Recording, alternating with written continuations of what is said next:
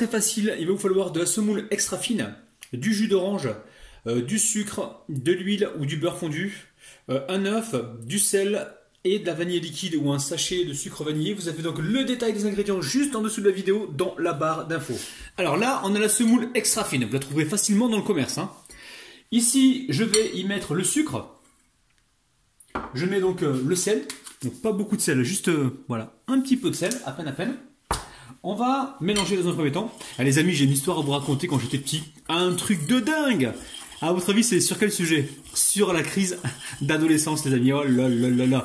Je sais pas si vous avez réussi à la faire, votre crise d'adolescence. Mais alors moi, ça me démange parce que j'ai pas réussi à la faire en fait. J'ai jamais fait de crise d'ado parce que ma mère, rien qu'avec son regard, elle te faisait comprendre que tu n'avais plutôt pas intérêt d'essayer. Et je vous jure, même maintenant, quand je vais la voir, et sincèrement, je cherche les prétextes pour faire une crise d'ado, tout ça, mais bon, rien du tout, les amis, rien du tout. Hein. Vous imaginez, je lui fais une crise d'ado parce que je veux des bonbons. Elle va me dire, fiston, t'es bientôt à la retraite, me demande pas des bonbons.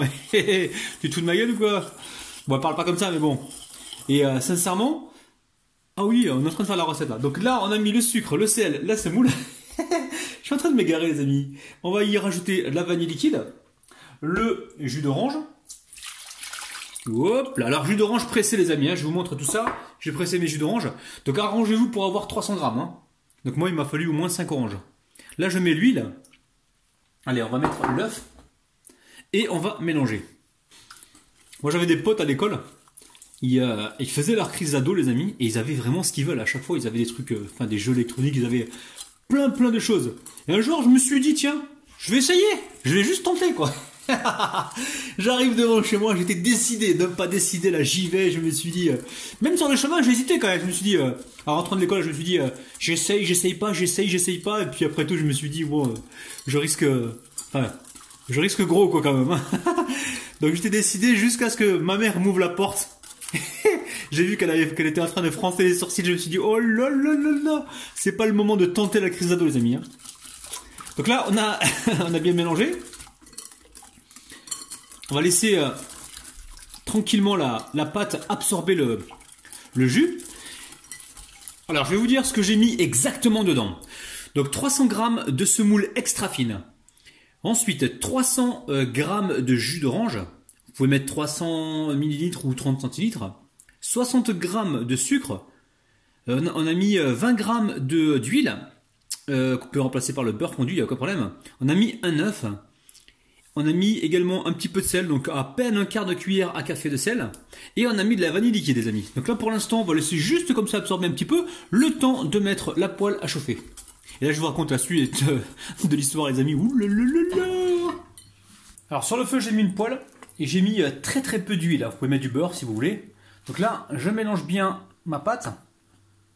Et je vais venir donc couler une petite galette. On va essayer de garder la galette ronde.